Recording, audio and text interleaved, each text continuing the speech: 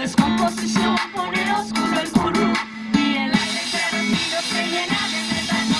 También veo tanta destrucción que ha provocado al hombre Wicca con su ambición, porque no es casualidad que ellos tienen su basura en nuestro territorio pisoteando sin cultura. Me dejan con cuentos, me relleno del suelo que calme el dolor de mi tierra, mis ancestros, de los años que he vivido extrañando a mi pueblo, de mi niña querida que ahora vive en el desierto. Vuelvo a caminar y a recordar la tierra que ansiado retornar.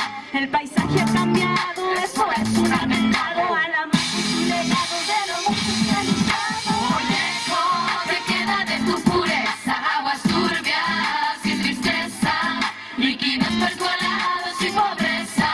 Wiccas y su basura desmata la naturaleza. Oye, ¿qué queda de tu pureza? Aguas turbias y tristeza, líquidos percolados y pobreza.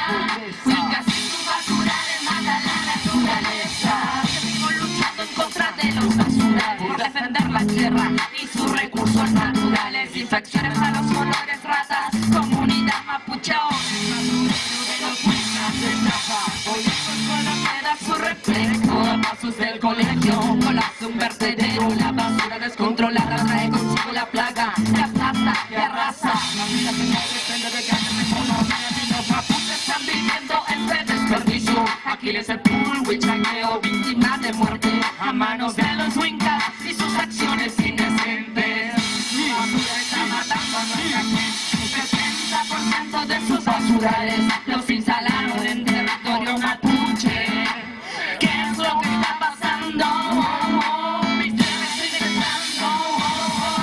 La tristeza ver a mi gente, a mis parientes, a las vertientes, huertas, casas, agua contaminada. Toma conciencia, no te quedes sin hacer nada. Viejo, ¿qué queda de tu pureza? Aguas turbias y tristeza, líquidos percolados y pobreza.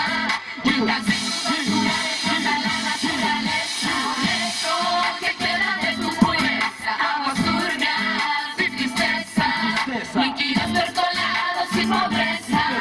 Wiccas y su basura desmata la naturaleza.